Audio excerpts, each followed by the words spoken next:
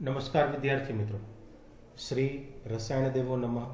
According to NCERT chapter number 1 घन अवस्था NCERT no जे स्वाध्याय है तेनो प्रश्न नंबर 1.1 थी 1.10 सुधीना बधा ज प्रश्नों जवाब साथे आज रोज रजू थयो छुं। विद्यार्थी मित्रों, આપણે ગઈ વખતે ચર્ચા થઈ હતી કે ઘણા બધા વિદ્યાર્થી મિત્રોની રિક્વેસ્ટ હતી કે સર લખાણ સંબંધી પ્રશ્નો તથા સ્વાધ્યાયને અનુલક્ષીને વિડીયો બનાવો, બરાબર છે। તો તેમાં લખાણ સંબંધી પ્રશ્નોનો જે વિદ્યાર્થી મિત્રોએ વિડીયો ના જોયો હોય તે વિદ્યાર્થી મિત્રોએ જોઈ લેવો, બરાબર છે। સમગ્ર 1.1 થી 1.23 સુધીના દરેક પ્રશ્નો પાઠ 1ના ઘન અવસ્થાના ઓલરેડી આપણે મૂકી દીધેલો છે, બરાબર છે। તો તે તમે પ્લેલિસ્ટની અંદર જઈને જોઈ શકો છો, બરાબર છે। તો ચાલો શરૂ કરીએ વિદ્યાર્થી મિત્રો આજનો વિડીયો।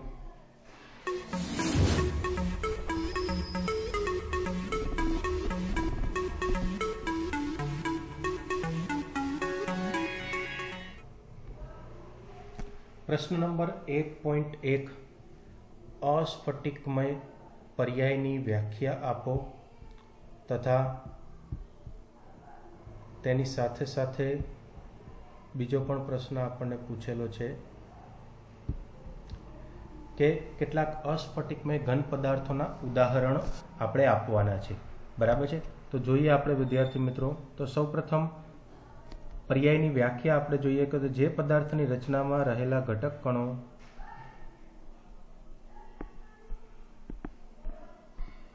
रचनामां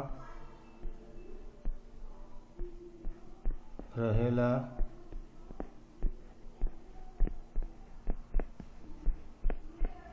घटक कणों जे छे, हवे आ घटक कणों में विद्यार्थी मित्रों कोण कोण आवे आपने खबर ज छे, तो के अणु,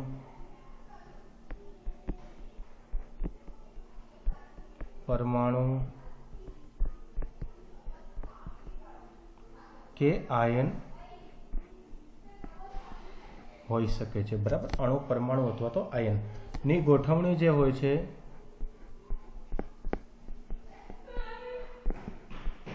बराबर। आ जे गोठवणी होय छे केवी होय छे? अनियमित थयेल होय, अनियमित थयेली होय, बराबर छे। तेवा पदार्थोने आपणे शुं कहीए छीए? तो के तेवा पदार्थोने अस्फटिकमय पदार्थ आपणे कहीए छीए, बराबर। तेना उदाहरण आपणे जोईए विद्यार्थी मित्रों, तो तेना उदाहरणमां छे काच, प्लास्टिक, त्यारबाद रबर, बराबर छे, मीण,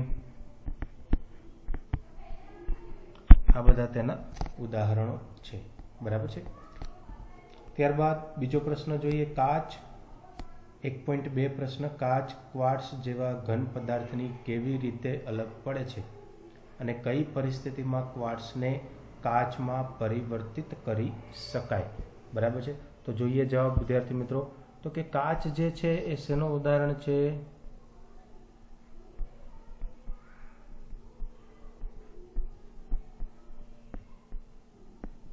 अस्फटिकमय घन पदार्थ, बराबर है। जेना बंधारण मानो बंधारणीय घटक कोण छे?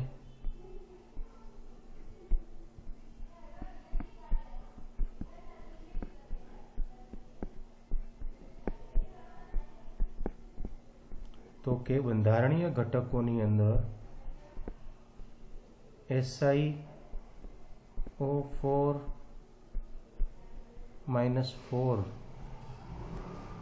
बराबर के जे चतुष्फलकीय रचना धरावे छे, केवी? चतुष्फलकीय, बराबर छे। टूंका गाळानी अव्यवस्थित रचना धरावे छे, आ केवी? टूंका गाळानी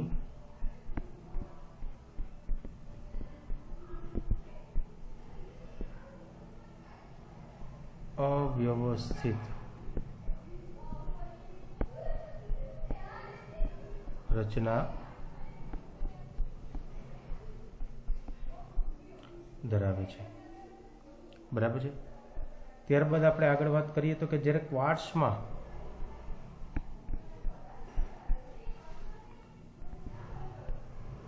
SiO4 -4 ઘટક કણોની ગોઠવણી ટૂંકા ગાળા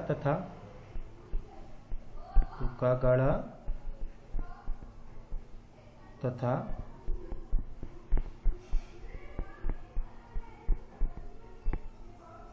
લાંબા ગાળામાં સુધી જોવા મળે છે, એટલે કે બંનેમાં, બરાબર છે.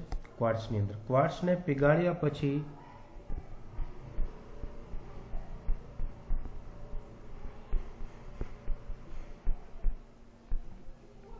તેનું ત્વરિત ઠારણ કરતા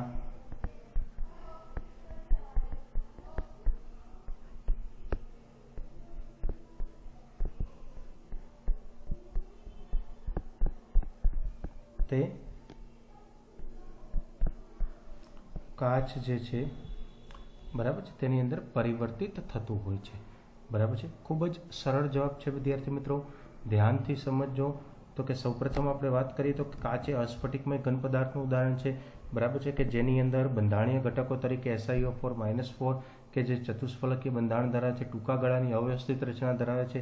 જ્યારે ક્વાર્ટ્સની અંદર SiO4 -4 જે ટૂંકા ગાળા તથા લાંબા ગાળા બંને પ્રકારની વર્તણૂક ધરાવતા હોય છે, તેને પીગાળ્યા પછી તેનું ત્વરિત ઠારણ કરવામાં આવે તો તે કાચની અંદર રૂપાંતરિત થતું હોય છે. તો આ રીતના તમે જે આપણે વાત કરીએ છીએ પ્રશ્નની અંદર કાચ અને ક્વાર્ટ્સ આ બંનેને તમે અલગ તારવી શકો છો, બરાબર છે. ત્યારબાદ 1.3 પ્રશ્ન છે, નીચેના ઘન પદાર્થોને આયનીય, ધાત્વીય, આણવીય, જાળીદાર એટલે કે સહસંયોજક અથવા તો અસ્ફટિકમયમાં વર્ગીકરણ કરવાનું છે, અને આપણને ઘણા બધા ઉદાહરણો આપણને આપેલા છે, બરાબર છે. હું ડાયરેક્ટ જ વિદ્યાર્થી મિત્રો એક આપણે વર્ગીકરણ કરતા જઈએ. તો કે વર્ગીકરણ જે છે એ આપણે કઈ તો કે સૌપ્રથમ આયનીય છે,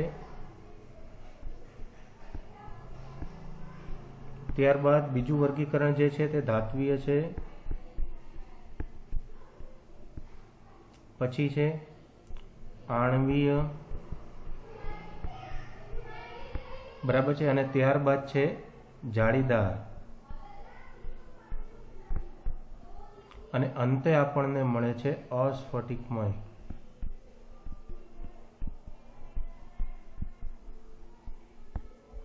તો ચાલો વર્ગીકરણ કરીએ વિદ્યાર્થી મિત્રો. એક દરેક પદાર્થને આપણે ઉપાડતા જઈએ અને તેને આપણે વર્ગીકરણ કરવાનું છે, બરાબર છે. તો ચાલો વર્ગીકરણ કરીશું, બરાબર છે. સૌપ્રથમ છે ટેટ્રા ફોસ્ફરસ કે ડેકોક્સાઇડ P4O10, બરાબર છે, P4O10 એટલે ટેટ્રા ફોસ્ફરસ ડેકોક્સાઇડ જે છે એ આણવીય ઘન પદાર્થનું ઉદાહરણ છે. કોનું? આણવીય. તો આપણે તેની અંદર લખી દઈશું P4O10. ડાયરેક્ટ જવાબ જ લખું છું વિદ્યાર્થી મિત્રો, નામ લખતો નથી, તેનું અણુસૂત્ર લખું છું P4O10, બરાબર છે. તો ચાલો પ્રથમ થઈ ગયું. ત્યારબાદ બીજું છે એમોનિયમ ફોસ્ફેટ, બરાબર છે, ammonium phosphate NH4 thrice PO4. તો તે શેનું ઉદાહરણ છે? તો કે તે આયનની અંદર રૂપાંતરિત થતું હોય છે વિદ્યાર્થી મિત્રો. તો આયનીય ઘન છે, તો લખીશું તેની અંદર NH4 થ્રાઇસ PO4. ચાલો એનો વારો પૈતો. પછી છે સિલિકોન કાર્બાઇડ, બરાબર છે, તો તે જાળીદારનું ઉદાહરણ છે વિદ્યાર્થી મિત્રો, બરાબર છે. ત્યારબાદ I2 એટલે કે આયોડીન, બરાબર છે, તો આયોડીન જે છે આણવીયનું ઉદાહરણ છે, આણવીય, બરાબર છે. ત્યારબાદ આપણી પાસે છે P4, તો P4 પણ આણવીયમાં આવે છે, બરાબર છે, ફોસ્ફરસ. ત્યારબાદ છે પ્લાસ્ટિક, બરાબર, તો પ્લાસ્ટિક હમણાં જ આપણે અસ્ફટિકમયમાં લખેલું છે વિદ્યાર્થી મિત્રો ગઈ સ્લાઇડમાં,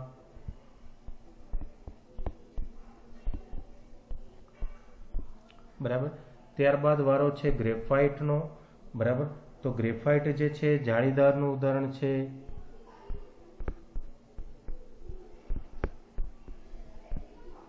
બરાબર. પછી છે બ્રાસ એટલે કે પિત્તળ, બરાબર, તો તે ધાત્વીયનું ઉદાહરણ છે,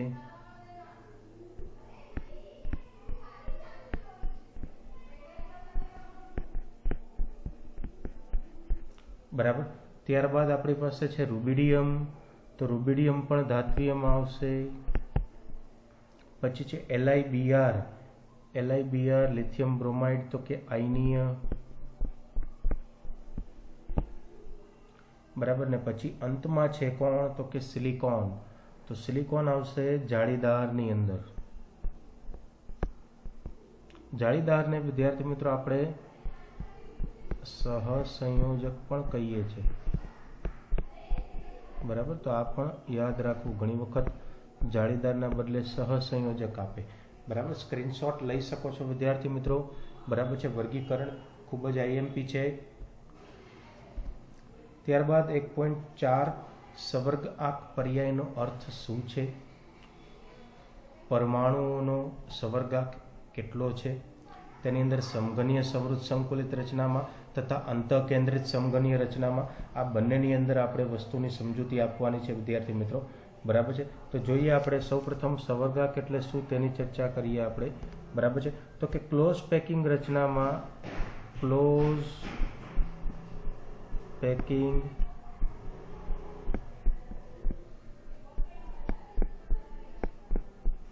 જે રચના છે, બરાબર, તેની અંદર એક પરમાણુ, પછી તે અણુ, અથવા તો શોર્ટમાં તમને કહી દો ઘટક કણની આજુબાજુ ગોઠવાયેલા, ઘટક કણની આજુબાજુ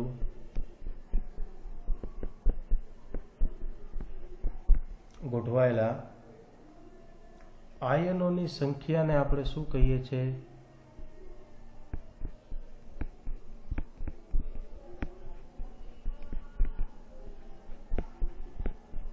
તો કે આયનોની સંખ્યાને આપણે શું કહેશું વિદ્યાર્થી મિત્રો?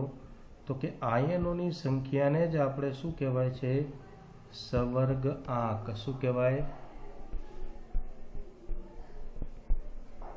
સવર્ગાંક, બરાબર છે. તો આ થઈ ગયો સવર્ગાંકનો પર્યાય, બરાબર છે. પરમાણુનો સવર્ગાંક કેટલો હોય છે, બરાબર. તથા શું કહે છે આપણને સાથે સાથે જો તથા આયનીય રચનામાં કોઈ એક આયનની આજુબાજુ ગોઠવાયેલા વિરુદ્ધ વીજભારિત આયનોને પણ સંખ્યાને પણ આપણે શું કહીએ છીએ? સવર્ગાંક, બરાબર છે. આયનીય અવસ્થા હોય, બરાબર છે, તો આ આયનીય અવસ્થાની અંદર પણ એક આયનની આજુબાજુ કોઈ એક આયન છે, ધારો કે ધન આયન, તેની આજુબાજુ જેટલા ધારો કે ઋણ આયન છે જોડાયેલા, બરાબર, તો તેને આપણે શું કહીએ છીએ? તો કે તેને પણ આપણે સવર્ગાંક જ કહેવામાં આવે છે, બરાબર છે. પરમાણુનો સવર્ગાંક કેટલો છે? તો કે આ બે વસ્તુની અંદર આપણે સવર્ગાંક જાણવાનો છે. એક એ, બરાબર છે, એ છે સમઘનીય સંવૃત સંકુલિત રચના, બરાબર છે. સમઘનીય સંવૃત સંકુલિત રચના, બરાબર છે. તો જેની અંદર આપણી પાસે છે CCP, અથવા તમે તેને FCC પણ કહી શકો છો, બરાબર છે. તો આની અંદર સવર્ગાંક જે છે, પ્રત્યેક ઘટક કણનો સવર્ગાંક કેટલો હોય છે વિદ્યાર્થી મિત્રો? તો કે 12, બરાબર છે. જ્યારે બીજું જે છે આપણી પાસે, બરાબર છે, અંતઃકેન્દ્રિત સમઘનીય રચના, બરાબર છે. તો અંતઃકેન્દ્રિત રચનામાં પ્રત્યેક ઘનનો આપણે સવર્ગાંક કરીએ, અંતઃકેન્દ્રિત, તો તેનો સવર્ગાંક છે વિદ્યાર્થી મિત્રો 8. તો આ બંને યાદ રાખવાના છે, બરાબર છે. CCP FCC એટલે 12 અને અંતઃકેન્દ્રિતના 8 છે, બરાબર છે. તો આ છે 1.4. ત્યારબાદ આપણી પાસે છે 1.5મો પ્રશ્ન.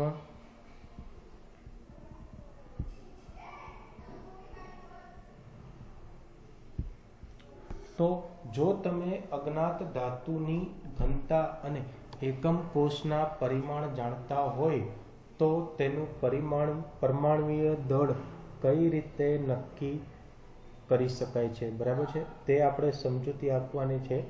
સરસ પ્રશ્ન છે વિદ્યાર્થી મિત્રો, બરાબર. હવે પાછું એવું નથી કે જૂની ચોપડી તમને વિદ્યાર્થી મિત્રો તમે અભ્યાસ કરતા હોય, ઘણા બધા જોતા હોય, બરાબર છે, જે સેમેસ્ટરવાળી પદ્ધતિવાળી હતી, તેની અંદર કેવું હતું કે સ્વાધ્યાયના પ્રશ્નોત્તર જે હતા એ મોટા ભાગના પ્રશ્નોત્તર કેવા હતા કે તમને પાઠ્યપુસ્તકની અંદરથી સીધા જ મળી જતા હતા, બરાબર છે.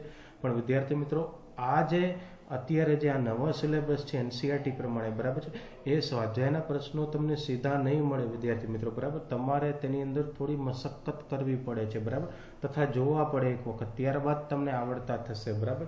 તો એમાંનો આ એક પ્રશ્ન છે, બરાબર છે. તો જોઈએ આપણે સૌ પ્રથમ આપણે એક અજ્ઞાત ધાતુ લેશું, બરાબર છે, તેનું બંધારણ દોરીશું આપણે વિદ્યાર્થી મિત્રો. તો જોજો અહીંયા બંધારણ અહીંયા દોરવામાં આવી રહ્યું છે વિદ્યાર્થી મિત્રો.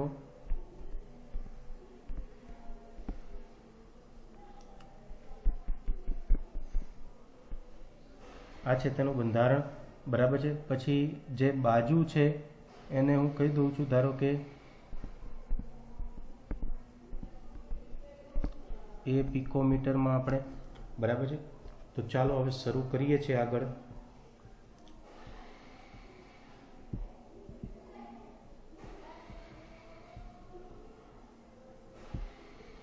તો જો તમે અજ્ઞાત ધાતુની ઘનતા અને એકમ કોષના પરિમાણ, આપણે એક એકમ કોષ અહીંયા લઈ લીધો, જાણતા હોય તો તેનું પરમાણુય દળ આપણે કઈ રીતના નક્કી કરવાનું છે, બરાબર, તેની રીત નક્કી કરવાની છે, બરાબર. ચાલો તો શરૂ કરીએ છીએ. ધારો કે એકમ કોષની ધારની લંબાઈ આપણે કેટલી લીધી છે, અહીંયા જ આપણે વાત કરી લીધી,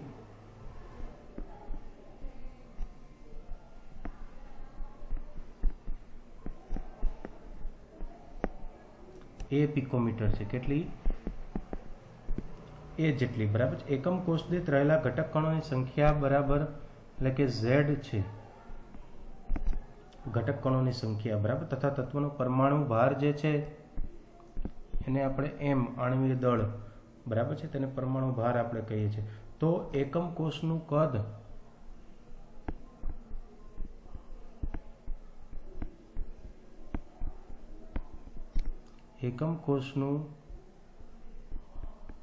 બરાબર શું થશે, તો કે લંબાઈ ગુણ્યા પહોળાઈ એટલે કે બ્રેથ ગુણ્યા ઊંચાઈ એટલે કે height, length, breadth and height, બરાબર છે. તો આ બધું કેટલું છે, તો કે એ પિકોમીટર ગુણાકારમાં એ પિકોમીટર ગુણાકારમાં એ પિકોમીટર, બરાબર છે. એટલે આપણી પાસે શું મળશે, તો કે એનો ઘન થશે એ પિકોમીટર, તેનો ઘન જવાબ આપણને આવે, બરાબર છે. હવે પિકોમીટરને આપણે જે છે વિદ્યાર્થી મિત્રો તે સેન્ટીમીટરમાં ફેરવવાનું છે, બરાબર છે. તો ફેરવીએ ચાલો. તો કે એ ગુણાકારમાં 10⁻10 સેન્ટીમીટરનો ઘન. કારણ કે તમને વિદ્યાર્થી મિત્રો ખબર હશે કે ભાઈ 1 પિકોમીટર બરાબર 10⁻10 સેન્ટીમીટર થાય. આ તેનું જવાબદાર કારણ છે, બરાબર. તો જવાબ શું આવશે, તો કે ભાઈ એનો ઘન, બરાબર છે. આ પાવર આપી દો તમે, સૌપ્રથમ એને આપી દો અને 10 ને આપી દો, તો શું થશે, તો કે 10 ગુણ્યા 3 એટલે કે ભાઈ 10ની કેટલી ઘાત, 30 ઘાત, બરાબર, સેન્ટીમીટરનો પણ ઘન થશે, બરાબર છે. આથી આપણે વાત કરીએ તો કે ભાઈ હવે તો સૌપ્રથમ કદ શોધાઈ ગયું. હવે એકમ કોષનું કુલ વજન આપણે શોધવાનું છે વિદ્યાર્થી મિત્રો, બરાબર છે. તો તે શોધીએ. એકમ કોષનું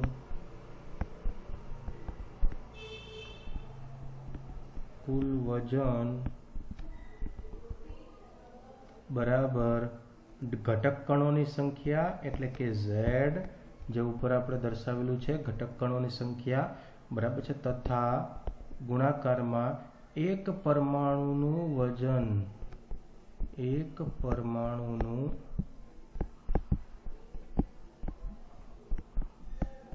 વજન, જેને આપણે દળ એટલે કે એમ, નાનો એમ, ભાઈ કેપિટલ એમ નહીં, નાનો એમ, બરાબર. આ થઈ ગયું તેનું સૂત્ર, બરાબર છે. તો અહીંયા આપણે લખી શકીએ કે ઝેડ ગુણાકારમાં નાનો એમ, બરાબર છે. જે એમ એટલે શું છે, તો કે એક પરમાણુનું વજન, બરાબર છે.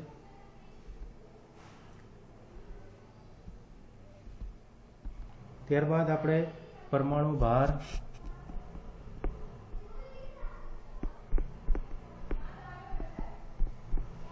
परमाणु भार बराबर એટલે કે m બરાબર શું થાય, એક પરમાણુનું વજન, એક પરમાણુનું વજન કે જે કેટલું હોય, નાનો m બરાબર ગુણાકારમાં એવોગેડ્રો અચળાંક એટલે કે Na બરાબર છે।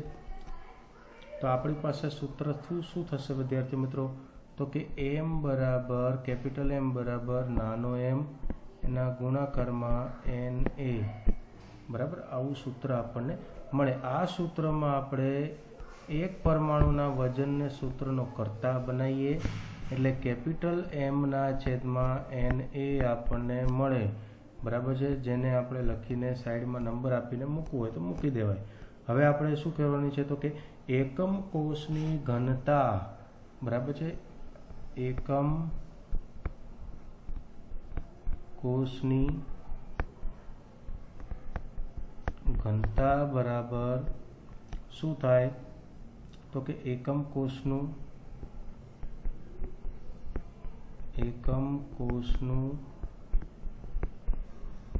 વજન એના છેદમાં એકમ કોષનું કદ બરાબર છે।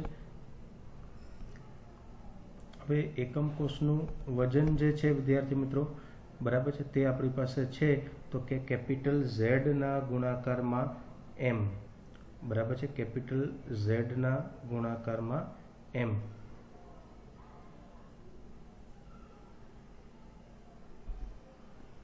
તો જો એકમ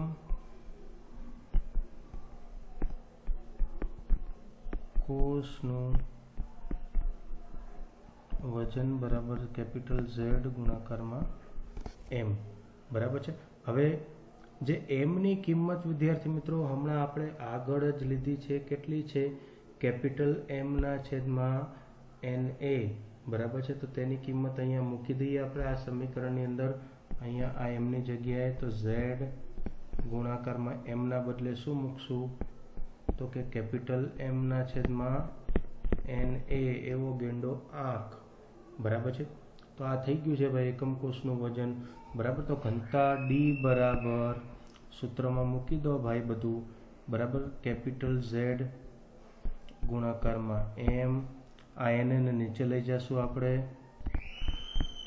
બરાબર છે, ઘનતા બરાબર દળ આવી ગયું, કદ કેટલું છે, તો કે કદ માટે તમને પાછી આગળની સ્લાઇડમાં લઈ જાઓ, કેટલું છે, તો કે એકમ કોષનું કુલ કદ એનો ઘન ગુણ્યા 10⁻³ સેન્ટીમીટરનો ઘન બરાબર છે। તો એ મૂકી દો અહીંયા, એનો ઘન ગુણાકારમાં 10⁻³ બરાબર છે, અને એકમ છે અહીંયા ગ્રામ પર સેન્ટીમીટરનો ઘન, ઘનતા છે એટલા માટે બરાબર છે। જ્યાં હવે આ દરેક વસ્તુ શું છે બરાબર તેની આપણે ચર્ચા કરી લઈએ વિદ્યાર્થી મિત્રો બરાબર છે। તો કે ભાઈ જ્યાં Z બરાબર શું હતું, તો કે ભાઈ એકમ કોષમાં રહેલ, એકમ કોષમાં રહેલા પરમાણુની સંખ્યા બરાબર છે। ત્યારબાદ કેપિટલ M શું છે, તો કે આણ્વીય દળ અથવા પરમાણુ ભાર, શેમાં હશે, ગ્રામ પ્રતિ મોલમાં। ત્યારબાદ Na શું કહેવાય છે, કેવો ગેંડો, બોલો બોલો, એવોગેડ્રો બરાબર, કે જેની સંખ્યા કેટલી હોય, તો કે 6.022 ગુણાકારમાં 10⁻³ બરાબર છે। આ ફિક્સ છે, તમને ખબર જ છે બરાબર। ત્યારબાદ એ જે છે એ એટલે શું, તો કે ધારની લંબાઈ કે જે કયા એકમમાં હશે, તો કે પિકોમીટરની અંદર બરાબર છે। એટલા માટે ફાઇનલ જે સૂત્ર છે, હવે ફાઇનલ સૂત્ર જે ઘનતાનું હતું બરાબર છે, તેની અંદર વિદ્યાર્થી મિત્રો હું પહેલાં સૂત્ર ઘનતાનું લખી દઉં છું કે ભાઈ ઘનતા બરાબર શું હતું આપણી પાસે z ગુણાકારમાં m ના છેદમાં n a ગુણાકારમાં a નો ઘન ગુણાકારમાં 10⁻³ ઘાત બરાબર છે। હવે આ સૂત્રમાંથી મારે વિદ્યાર્થી મિત્રો આ m ને સૂત્રનો કરતા બનાવવો છે તો બનાવી દઈએ બરાબર છે। તો m બરાબર જોજો હા ભાઈ d એટલે કે ઘનતા na ગુણાકારમાં a નો ઘન 10⁻³ બરાબર છે અને છેદમાં શું વધે ખાલી તમને શું મળશે ખાલી કેપિટલ Z। તો આ થઈ જશે આણ્વીય દળ શોધવા માટેનું સૂત્ર બરાબર ને એકમ શું થશે તો કે ગ્રામ પ્રતિ મોલ બરાબર છે। તો ફરીથી વિદ્યાર્થી મિત્રો સ્ક્રીનશોટ લઈ લેજો એક એક કરીને બરાબર છે। 1.5 આ પહેલો ભાગ છે, સમય આપું છું તમને, સ્ક્રીનશોટ લઈ શકો છો। ત્યારબાદ આ બીજી સ્લાઇડ એની સતત છે હા વિદ્યાર્થી મિત્રો। ત્યારબાદ આ ત્રીજી સ્લાઇડ છે અને અંતમાં તમને આ ચોથી અને ફાઇનલ સ્લાઇડ છે બરાબર છે। તો આ હતો 1.5 નો જવાબ વિદ્યાર્થી મિત્રો બરાબર છે। હવે આપણે જઈએ છીએ આગળ 1.6 બરાબર છે। પ્રશ્ન છે સ્ફટિકની સ્થાયીતા તેના ગલનબિંદુની માત્રામાં પરિવર્તિત થાય છે બરાબર છે। આલોચના કરો કે ઘન જે છે બરાબર છે ઘન પાણી, ત્યારબાદ ઇથાઇલ આલ્કોહોલ, ડાઇથાઇલ ઇથર અને મિથેનના ગલનબિંદુની માહિતી પુસ્તકમાંથી મેળવો। કોષ્ટક આપેલું છે તેની અંદરથી અને આ અણુઓ વચ્ચેના આંતર આણ્વીય બળો વિશે તમે શું કહી શકશો બરાબર છે, એની આપણે ચર્ચા કરવાની છે બરાબર। તો ચાલો શરૂ કરીએ છીએ। તો સૌ પ્રથમ તો કે પાણી જે છે પાણી, પછી ઇથાઇલ આલ્કોહોલ એટલે થાય CH3 CH2OH, પછી છે ડાઇઇથાઇલ ઇથર બરાબર કે જેને આપણે કેવી રીતના લખશું સૂત્રમાં C2H5O C2H5 બંને બાજુ ડાઇથાઇલ ઇથર આવી ગયું બરાબર છે।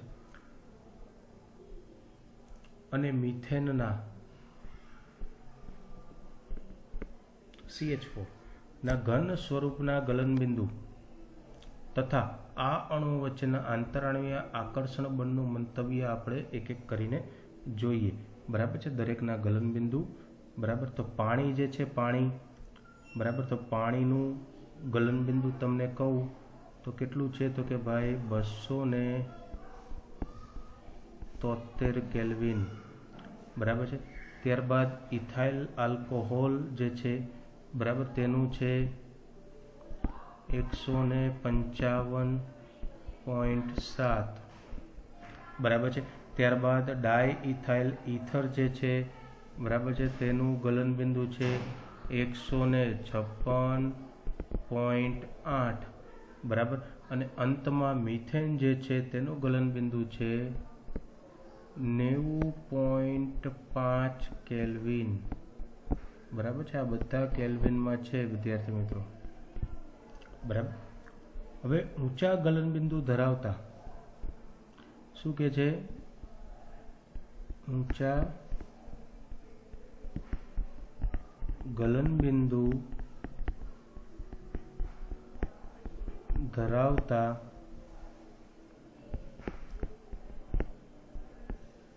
ઘન પદાર્થ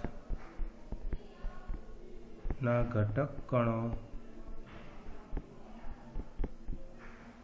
વચ્ચે ઊંચા ગલનબિંદુ ધરાવતા ઘન પદાર્થના ઘટક કણો વચ્ચે પ્રબળ પ્રકારનું કેવું પ્રબળ આકર્ષણ બળ રહેલું હોય બરાબર છે, જેથી તેવા ઘન પદાર્થની સ્થાયીતા કેવી હોય છે વધારે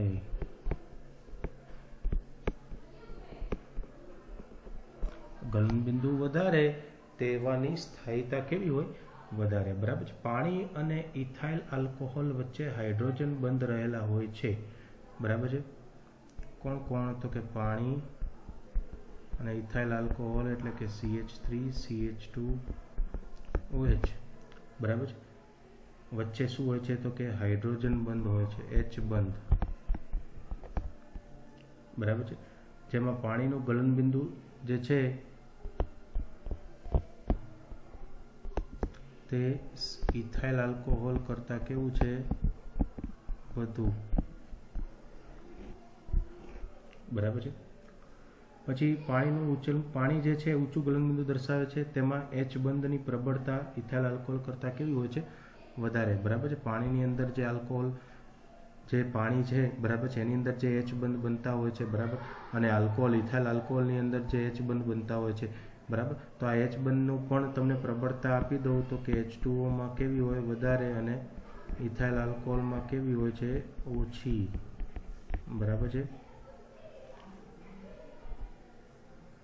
પછી ત્યારબાદ તો કે ડાય ઇથાઇલ ઇથરની આપણે જો વાત કરીએ, C2H5O C2H5, બરાબર છે. તો કે એક ધ્રુવીય અણુ છે, જેથી તેમના અણુ આની અંદર શું કે છે? એક ધ્રુવીય અણુ છે, બરાબર છે. આખો એક જ ધ્રુવીય અણુ છે, જેથી તેમને અણુ વચ્ચે શું કે છે?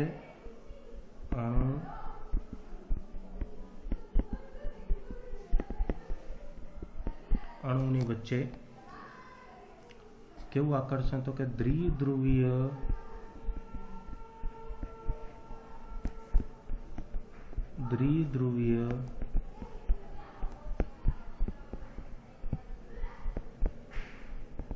આકર્ષણ બળ હોય છે, બરાબર છે. પછી આપણે છેલ્લે મિથેનની વાત કરીએ. મિથેન CH4 એ કેવો છે? અધ્રુવીય અણુ,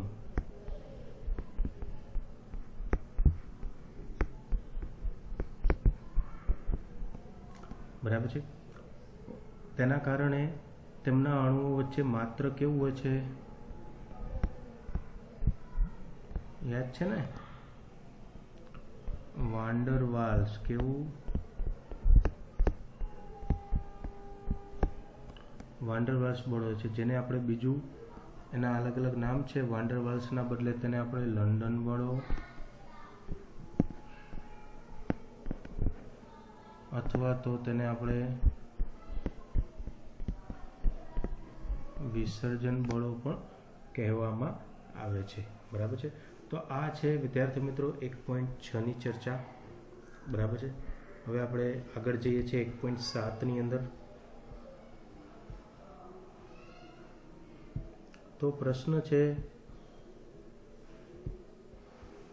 નીચેના પર્યાયોની જોડને તમે કેવી રીતે વિભેદિત કરશો?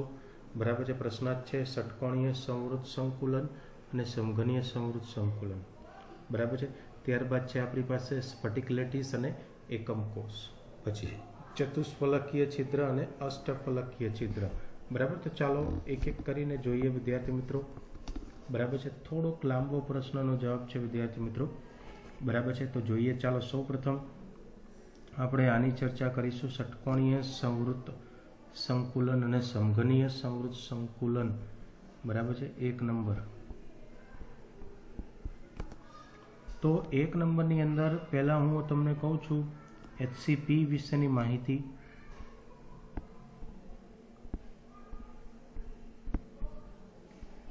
બરાબર છે. એટલે કે ષટકોણીય સંવૃત સંકુલન તો કે ત્રિપરિમાણીય રચનામાં રચાતા ત્રિકોણીય છિદ્રો પર ત્રિપરિમાણીય રચનામાં રચાતા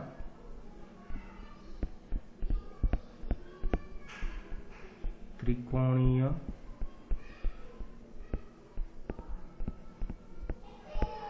છિદ્રો પર ત્રીજું સ્તર ગોઠવી ચતુષ્ફલકીય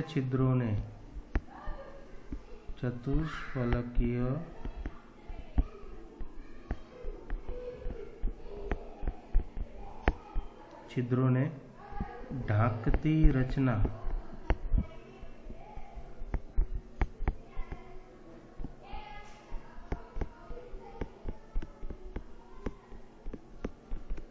કરવામાં આવે છે, બરાબર છે।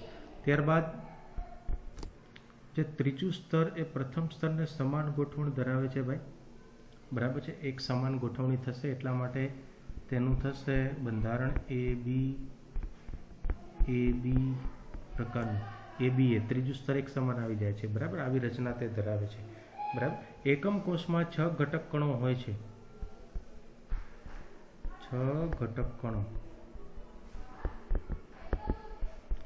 બરાબર છે। તથા તેનો સંવર્ગાંક જે છે એ 12 સંવર્ગાંક ધરાવે છે, બરાબર છે। અને તેનું ઉદાહરણ તમને આપી દઉં તો કે ઉદાહરણમાં છે Mg અને ઝિંક, બરાબર છે। HCP પ્રકારનું બંધારણ ધરાવતા હોય છે, બરાબર છે। ત્યારબાદ આપણે આગળ જઈએ વિદ્યાર્થી મિત્રો બી ની અંદર, બરાબર। બી એટલે મારા કહેવા પ્રમાણે CCP, બરાબર છે। સમઘનીય સંવૃત સંકુલન, બરાબર છે। તો તેની અંદર આપણે ચર્ચા કરી લઈએ તો કે ત્રિપરિમાણીય રચનામાં ત્રીજું સ્તર, 3D રચનામાં ત્રીજું સ્તર બે સ્તરો વચ્ચે રચાતા અષ્ટફલકીય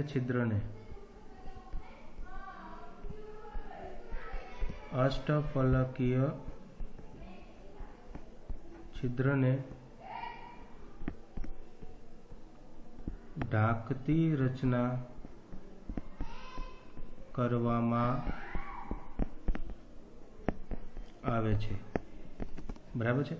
ત્રીજું સ્તર એ પ્રથમ અને દ્વિતીય સ્તરથી કેવું અલગ પડે છે વિદ્યાર્થી મિત્રો? હવે અલગ પડતું હોય તો તેનું બંધારણ, એની ભાત, એની પેટર્ન કેવી થશે તો કે તેની પેટર્ન થઈ જશે ABC પ્રકારની, બરાબર છે। ત્રિપરિમાણ રચના હોય છે અને ત્રીજું સ્તર C તરીકે ઓળખાય છે, અલગ સ્તર નામ આપી દો। તેમાં ઘટક કણોમાં એકમ કોષમાં 4 ઘટક કણો હોય છે ભાઈ, 4 ઘટક કણો, બરાબર। તથા તેનો સંવર્ગાંક જે છે એ સંવર્ગાંક 12 હોય છે વિદ્યાર્થી મિત્રો, બરાબર। અને તેનું ઉદાહરણ તમને આપી દઉં, બરાબર। તો ઉદાહરણમાં છે કોપર અને Ag, બરાબર છે। તો આ છે પ્રથમ પ્રશ્નનો જવાબ 1 નંબર, કે જે આપણો પ્રશ્ન હતો ષટકોણીય સંવૃત સંકુલન અને સમઘનીય સંવૃત સંકુલન, બરાબર છે। હવે આપણે બીજા પ્રશ્ન તરફ જઈએ છીએ વિદ્યાર્થી મિત્રો, બરાબર છે। બીજો પ્રશ્ન શું હતો તો કે સ્ફટિક લેટીસ અને એકમ કોષ, બરાબર છે। તો પહેલા સ્ફટિક લેટીસ આપણે જોઈ લઈએ,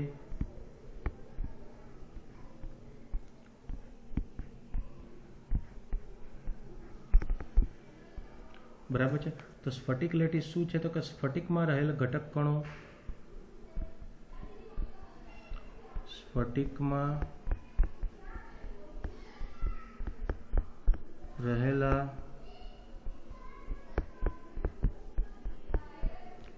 ઘટક કણો, તેની અંદર પરમાણુ અણુ આયન હોઈ શકે છે, ની ત્રિપરિમાણીય ગોઠવણી, ની 3D ગોઠવણી દર્શાવતી રચનાને આપણે શું કહીએ છીએ તો કે સ્ફટિક લેટીસ, બરાબર છે। અને બીજું છે ત્યારબાદ તો કે એકમ કોષ,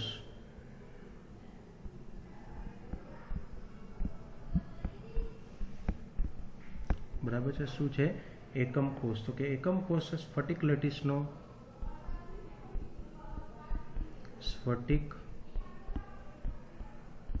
લેટીસનો ત્રિપરિમાણની અંદર નાનામાં નાનો ભાગ છે કે જેનું દરેક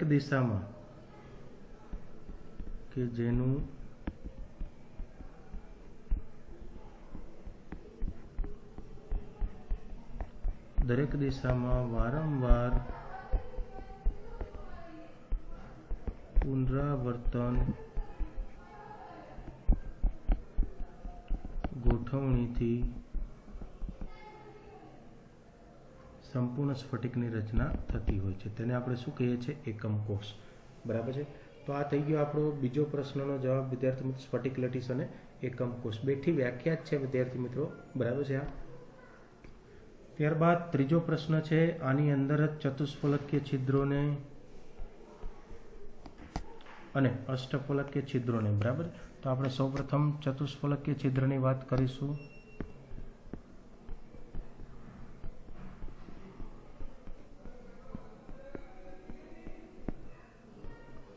બરાબર છે. તો સ્ફટિક લેટિસમાં 4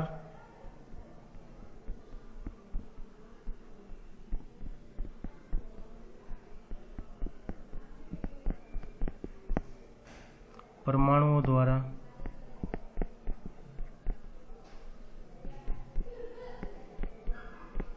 ઘેરાયેલા છિદ્રને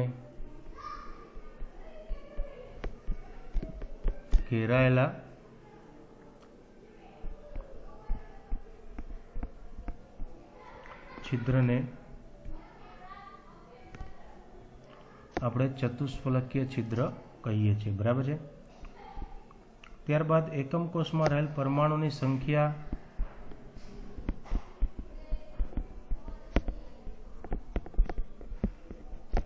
જો કેપિટલ N હોય, બરાબર, તો ચતુષ્ફલકીય છિદ્રો કેટલા હોય?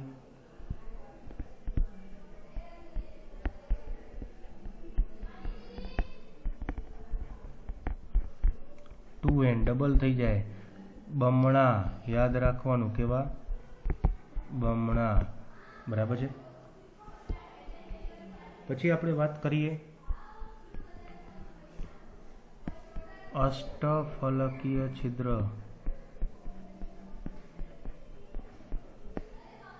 બરાબર છે. તો સ્ફટિક લેટિસમાં 6 પરમાણુઓ દ્વારા, હવે જો વાક્ય રચના નથી લખતો, આગળથી સ્ફટિક લેટિસમાં 6 પરમાણુ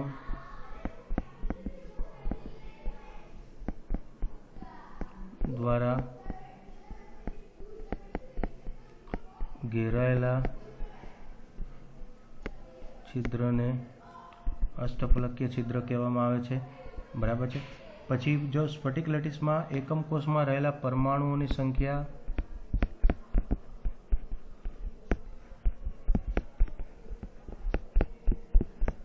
n હોય, બરાબર છે, તો અષ્ટફલકીય છિદ્રોની સંખ્યા પણ, એટલે કે અષ્ટફલક એટલે O, એ પણ કેટલી હશે? તો કે n.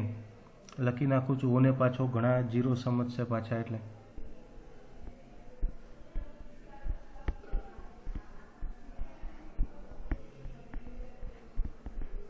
બરાબર છે. અષ્ટફલકીય છિદ્રની સંખ્યા પણ કેવી હશે? તો કે ભાઈ n જેટલી. બરાબર છે. આ MCQ માટે યાદ રાખવાનું છે વિદ્યાર્થી મિત્રો. બરાબર છે કે સમચતુષ્ફલકીય છિદ્રોની સંખ્યા કેવી હોય છે? 2n એટલે કે ડબલ. બરાબર. પરમાણુ સંખ્યા n હોય, બરાબર છે, n જેટલી, તો સમચતુષ્ફલકીયની સંખ્યા 2n થાય. બરાબર. અને જો અષ્ટફલકીય છિદ્રની સંખ્યાની ગણતરી કરીએ તો કેટલી થાય? n. બરાબર. આપણે n એટલે કે સમાન, એક સમાન. અહીંયા ધારો કે x હોય તો આ પણ x હોય, ને આ કેવા હોય? 2x હોય. અહીંયા y હોય તો આ પણ y હોય, ને આ કેવા હોય? 2y. આ યાદ રાખવાનું છે. બરાબર છે. ત્યારબાદ 8મો પ્રશ્ન છે વિદ્યાર્થી મિત્રો આપણી પાસે. બરાબર છે. પ્રશ્ન છે તો કે નીચેના દરેક લેટિસના એક એકમ કોષમાં કેટલા લેટિસ બિંદુ હશે? ફલક કેન્દ્રિત સમઘનીય, ફલક કેન્દ્રિત ચતુષ્ફલકીય અને અંતઃ કેન્દ્રિત. બરાબર છે. તો ફલક કેન્દ્રિતની આપણે સૌપ્રથમ ચર્ચા કરીએ. એમાં પણ પાછું છે ફલક કેન્દ્રિત સમઘનીય. બરાબર છે. પછી બીજું છે આપણી પાસે, એક એક કરીને પહેલા જોઈ લઈએ સાથે સાથે. બરાબર છે.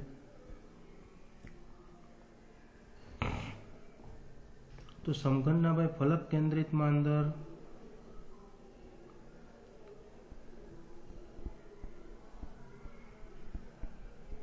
સમઘનના 8 ખૂણા, પછી સમઘનના ફલકની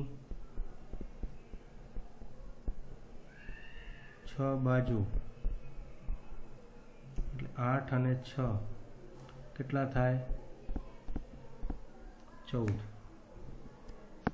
બરાબર છે। ત્યારબાદ બીજું આપણે જોઈએ તો તે છે ફલક કેન્દ્રિત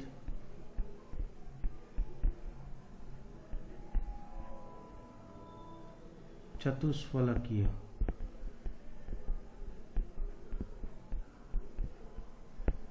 બરાબર। તેની અંદર આપણે જોઈએ તો કે સમઘનના જો આ તો એમને એમ જ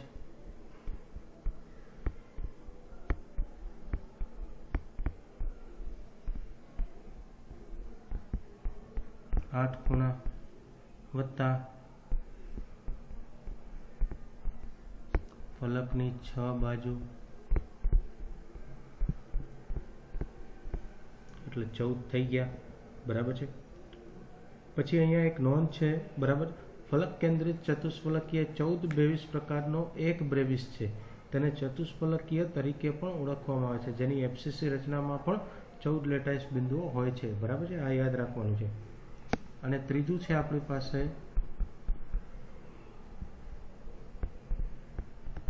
અંતઃકેન્દ્રિત, બરાબર છે। તો તેની અંદર સમઘનના ખૂણા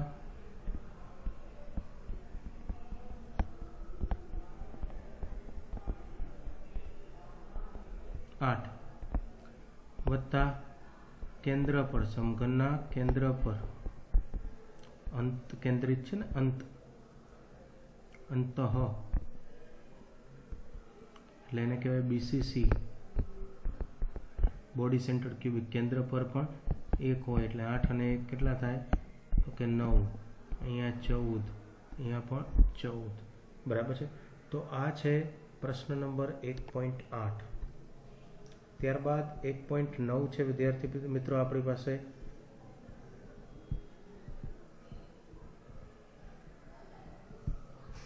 તો તે જોઈએ, સમજાવવાનું છે આપણે, બરાબર છે। તો શું સમજૂતી છે? તો કે સમજાવો ધાત્વીય અને આયનીય સ્ફટિકો વચ્ચે સમાનતા અને ભિન્નતાના આધારો, અને ત્યારબાદ આયનીય ઘન પદાર્થો સખત અને બરડ છે, બરાબર છે। તો સૌપ્રથમ આપણે પહેલો પ્રશ્ન, ધાત્વીય અને આયનીય સ્ફટિકો વચ્ચે સમાનતા અને ભિન્નતાના આધારોની આપણે ચર્ચા કરીશું, બરાબર છે। તો જોઈએ આપણે સૌપ્રથમ સમાનતા જોઈએ।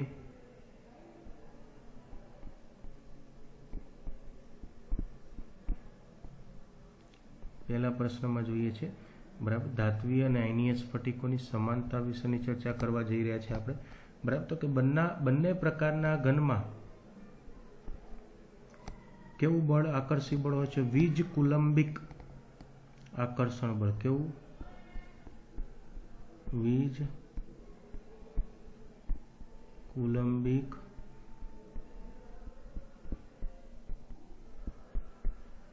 આકર્ષી બળ બંનેમાં। ત્યારબાદ આયનીય સ્ફટિકમાં વિરુદ્ધ વીજભારિત આયનો વચ્ચે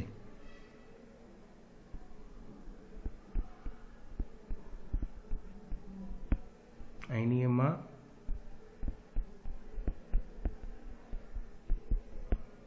વિરુદ્ધ વીજભારિત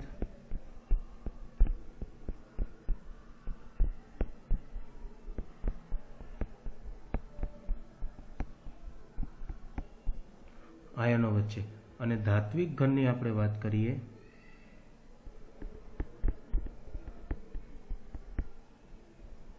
એમાં ધન ભારિત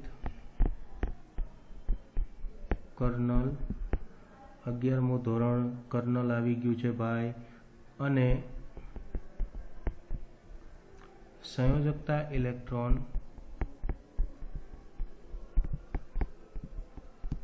એના વચ્ચે કેવું બળ હોય છે? કયું? તો કે કુલંબિક બળ, આપણે આગળ ચર્ચા થઈ ગઈ છે, કેવું બળ હોય?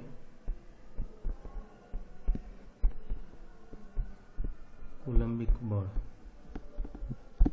બંનેમાં, બરાબર છે। આયનીયમાં વિરુદ્ધ વીજભારિત આયનો વચ્ચે, જ્યારે ધાત્વીયમાં ધનભારિત કર્નલ અને સંયોજકતા ઇલેક્ટ્રોન વચ્ચે. બરાબર છે. પછી ત્યારબાદ તો કે ધાત્વિક બંધ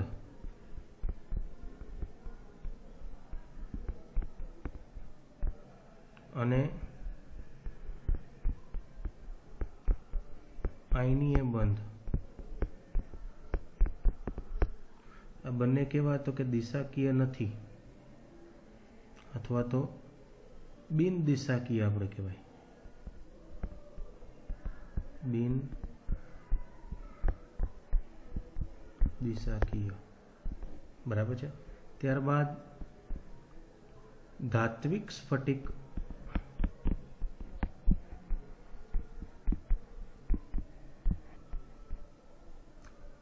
અને આયનીય સ્ફટિક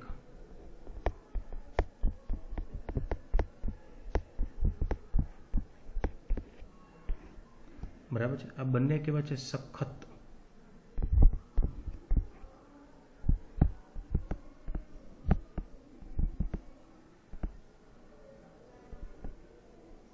કેવા છે? સખત. બરાબર. તો આ વાત થઈ સમાનતા વિશેની વિદ્યાર્થી મિત્રો.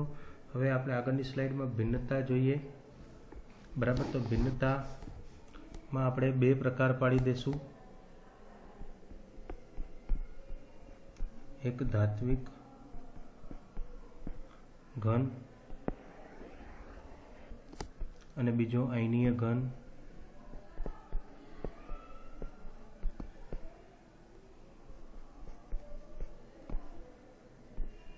બરાબર. તો ચાલો શરૂ કરીએ એક એક કરીને આપણે.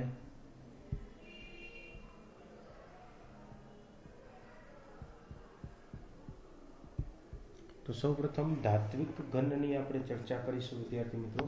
બરાબર છે. તો ધાત્વિક ઘનની અંદર આપણે જોઈએ તો કે ધાત્વિક ઘનમાં સંયોજકતા ઇલેક્ટ્રોન વહન માટે મુક્ત હોય છે.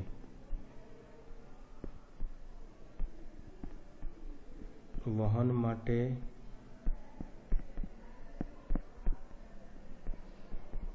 સંયોજકતા ઇલેક્ટ્રોન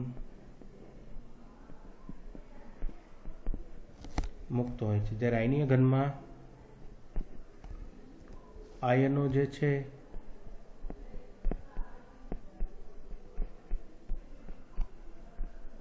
વહન માટે મુક્ત હોતા નથી. બરાબર છે. ત્યારબાદ બીજો મુદ્દો તે મુક્ત ઇલેક્ટ્રોન.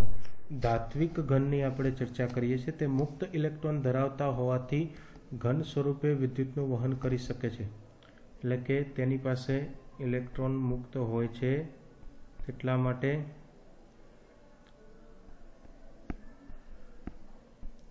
ઘન સ્વરૂપમાં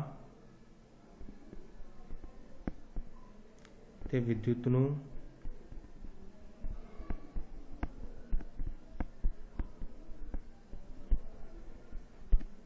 વહન કરી શકે છે.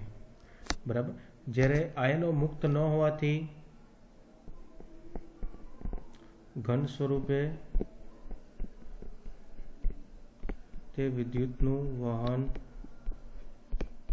નથી કરી શકતા, પરંતુ તે માત્ર પીગલિત અવસ્થામાં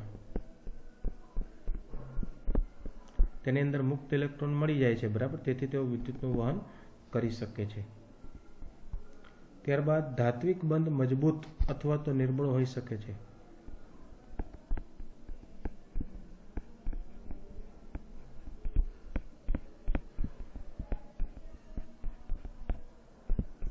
જ્યારે આયનીય ઘન, હવે જો પેલા બંધ કેવો છે? મજબૂત અથવા તો નિર્બળ હોઈ શકે છે. જે સંયુક્ત ઇલેક્ટ્રોનની સંખ્યા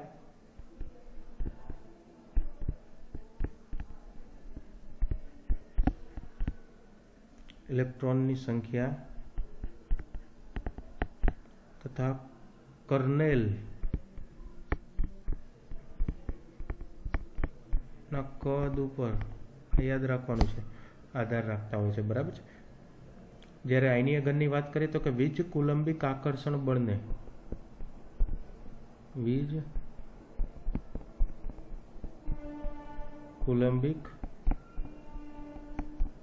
આકર્ષણ બળને કારણે તેઓ કેવા હોય છે? આયનિક બંધ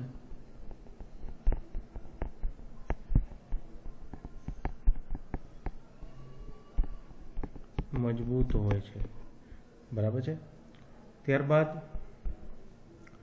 ધાત્વિક ઘન સખત હોય છે, તેમાં બરડતાનો ગુણધર્મ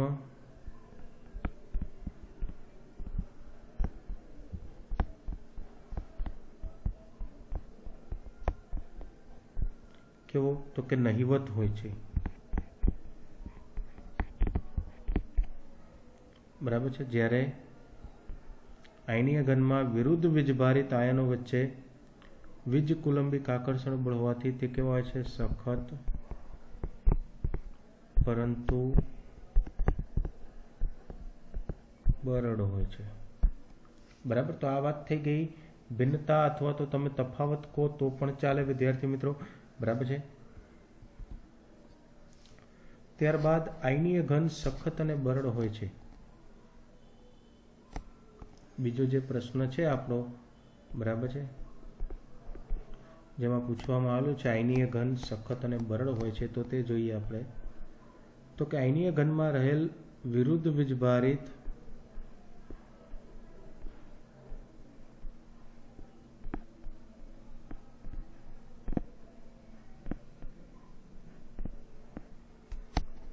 આયનો વચ્ચે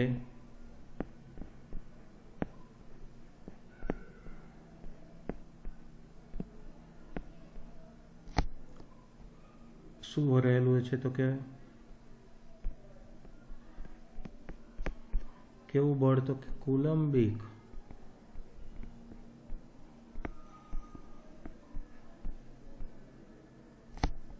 બળને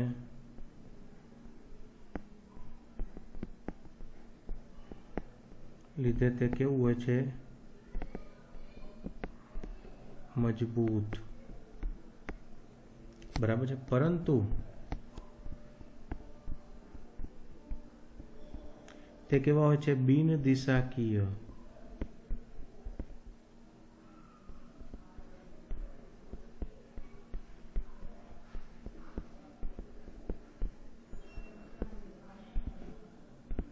હોવાના કારણે શું થશે? તો તે કેવું છે? બરડ, બરાબર છે. તો આ છે વિદ્યાર્થી મિત્રો 1.9, બરાબર છે. ત્યારબાદ 1.10 પ્રશ્ન છે.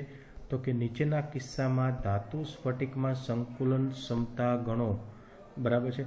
સાદા સમઘનીયમાં, ત્યારબાદ અંતઃકેન્દ્રિત સમઘનીયમાં અને ફલક કેન્દ્રિત સમઘનીયમાં એ ધારણા સાથે કે પરમાણુ એકબીજાને કેવા? અડકતા હોય, બરાબર છે.